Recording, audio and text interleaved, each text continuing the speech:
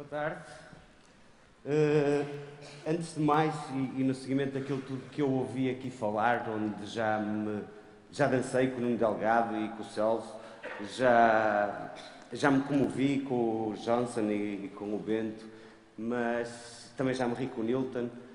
Mas, no entanto, todos eles usaram a cor, e eu venho aqui precisamente mais do que vos apresentar um projeto, contar-vos uma história que tem sido composta de diferentes capítulos, e hoje eu também acho que é mais um capítulo desta história que eu transporto já há uns anos e que me faz sentir bem. E estar aqui também me faz sentir bem. E pela dimensão que esta história tem, eu resolvi dividi-la em três partes. Uma delas que se refere ao projeto académico, que foi um projeto de investigação que eu fiz durante 8 anos, que é o que vocês veem representado a vermelho. A aplicação desse projeto em termos de suporte de comunicação, que é o que está azul, e toda a importância da implementação que este projeto me transportou nos últimos 3 anos, que é o que está aí a verde. Mas na realidade os 15 minutos que eu tenho não me são suficientes, por isso eu apenas vou falar desse bocado de laranja que está aí no meio. Falámos da cor do mar, falámos da cor do sol, chegámos até a falar da cor do medo hoje. A Sandra apresentou um slide da literacia em que um daltónico vê aquilo tudo da mesma cor, basicamente. Por isso, cada vez mais, a cor é um fenómeno de comunicação universal e que se calhar obriga a uma reflexão, e todos estes 13 anos já, ou 12 anos de trabalho, alguns deles de preguiça a pensar nele, me permitiram criar um enquadramento para isto. Estamos a falar de uma sociedade cada vez mais individualizada, em que a cor é um fator de comunicação universal, e essencialmente a ideia era dotar o daltónico, e estamos a falar de daltónicos, de uma ferramenta que lhe permitisse conseguir uma integração social sem constrangimentos e sem vergonhas. O facto do daltonismo ser uma deficiência que não é visível aos olhos dos outros, por vezes cria situações da parte da sociedade que transportam sempre para um juízo de valor depreciativo. Estamos a falar do que se estima ser, porque não há dados oficiais, de cerca de 10% da população masculina mundial. Homens, essencialmente.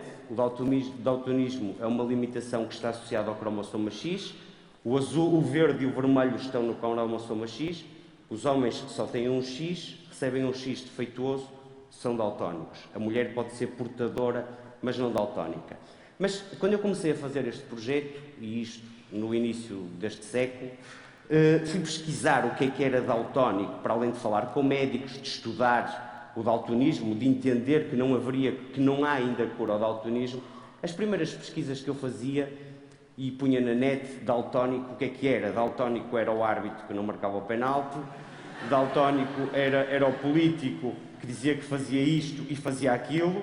Por isso, a conotação que a palavra tinha não só não tinha a ver com a questão propriamente dita do daltonismo, mas era muito depreciativa. E a própria sociedade estava errada relativamente a isso, não errada por não querer estar certa, mas porque não era sensível a essa questão. Há a ideia errada de que o daltónico troca as cores, ele não troca, ele confunde, e perfeitamente catalogados, os verdes e os vermelhos, os azuis e os amarelos, e depois há os que veem a preto e branco, em porcentagem reduzida, mas há quem veja a preto e branco. E eu então queria criar uma ferramenta que pudesse resolver esse problema, ou pelo menos minorar esse problema, ou situações de constrangimento que um dia-a-dia para uma pessoa normal, em que a cor é fator de orientação ou escolha. E fui procurar daltónicos. E não há uma base de dados daltónicos. O facto de não ser uma limitação visível aos olhos dos outros permite e traz-lhes esse constrangimento que eles se entendam ou sofram sozinhos. E um exemplo muito simples: se nós virmos um indivíduo com umas calças roxas, uma camisa amarela, uma gravata cor-de-rosa com bolinhas de verde alface, uns óculos de sol e uma bengala, naturalmente dizemos: epá, coitado, é cego.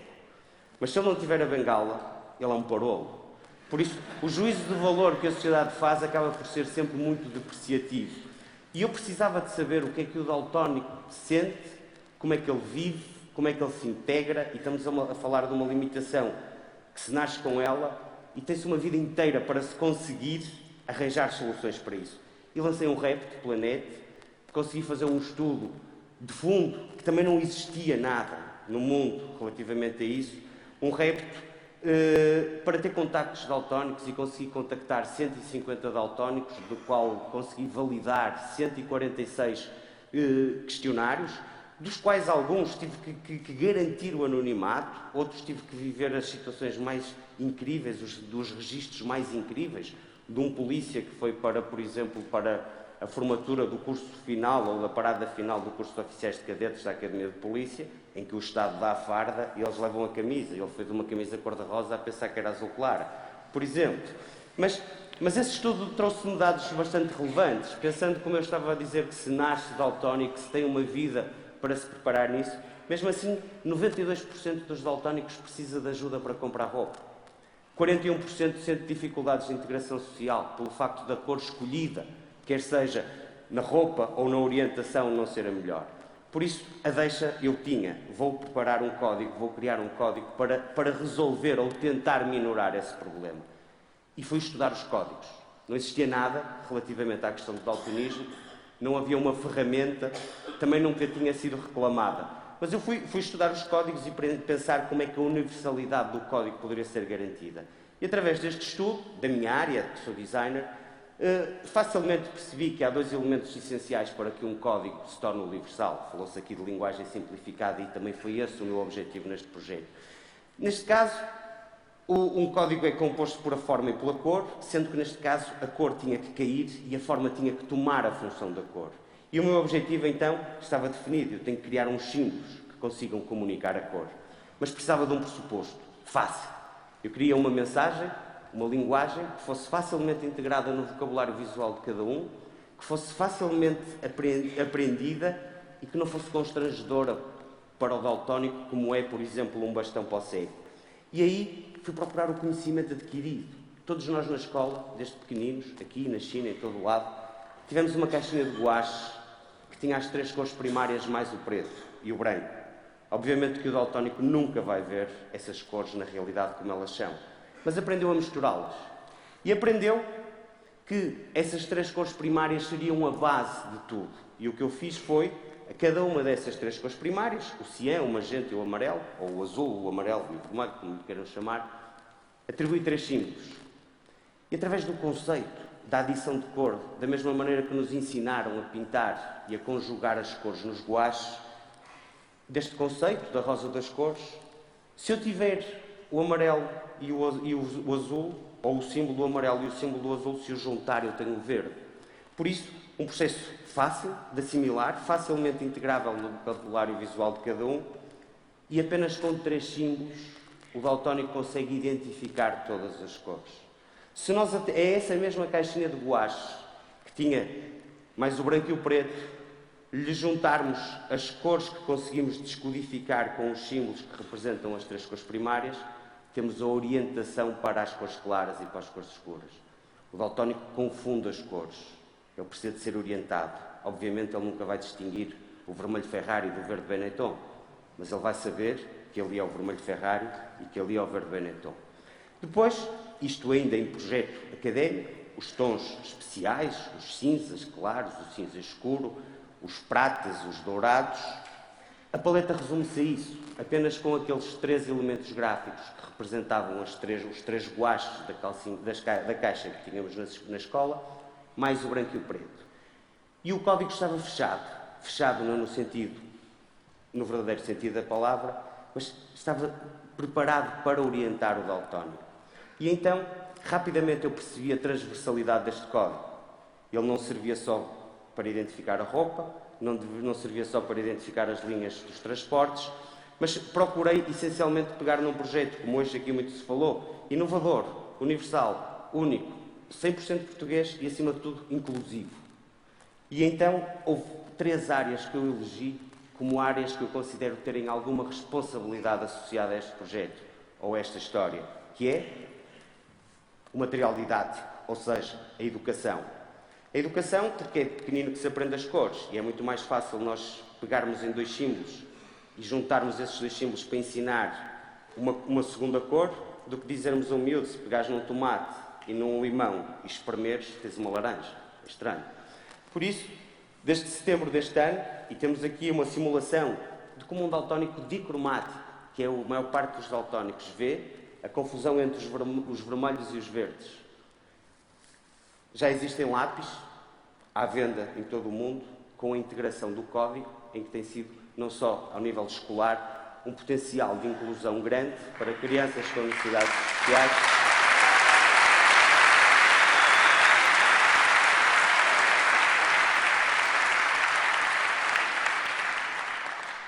Vou ter que dizer o mesmo que tu, pai, eu com as palmas não tenho tempo. Mas uma área onde inclusivamente isto já está a ser trabalhado ao nível de conteúdos programáticos, porque é um fator de inclusão sem ter que se incluir discriminando, que foi sempre essa aposta que eu tive neste projeto. Outra área, refiro uma área da saúde, a área hospitalar. Já existe o primeiro hospital no mundo inclusivo para daltónicos, não só ao nível da triagem de Manchester, é na urgência de um hospital que nos coloca uma pulseirinha de cor, que atesta o nosso grau de gravidade e de prioridade com que estamos ali, e um daltónico já não chega ao estado mau em que lá está e não ter esse conforto. Mas também ao nível da orientação dos hospitais. Também já está referenciado isto no Hospital de São João no Porto, em que já evita que um indivíduo pense que vá para a maternidade ver o filho que nasceu e vá para aquela sala que tem aquelas gavetas horrorosas. Mas em muitas outras áreas da saúde, os fármacos hospitalares estão a ser referenciados com este código para evitar as trocas de seringas, como aconteceu aqui há uns anos, em que houve umas pessoas que ficaram cegas precisamente porque não houve a identificação correta desses fármacos hospitalares. Outra área, os transportes. Estamos a falar de homens. O homem é aquele ser que não gosta de parar para perguntar. Mais de 50% dos utilizadores de linhas de transportes, mesmo que elas tenham nome, usam a cor como fator de identificação. Está a ser preparado um estudo, que vai ser apresentado brevemente, para a integração deste sistema no metro do Porto, o primeiro metro do mundo, inclusive para daltónicos.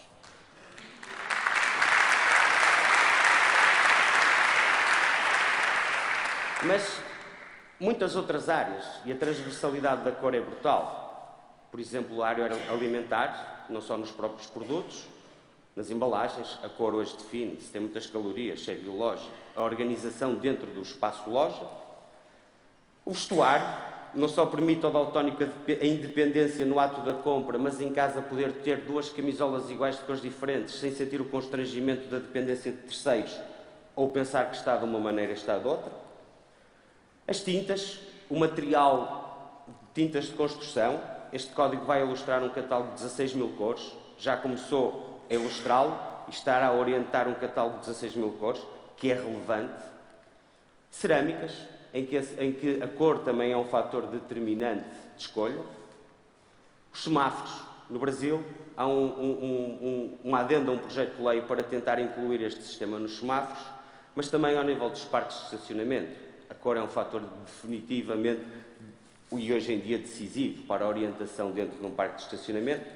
Estará no Centro de São Paulo em Mouparó desconhecido a partir de abril, que é quando irá abrir ao público, também toda a referenciação dos estacionamentos, para além da cor, com os símbolos deste sistema.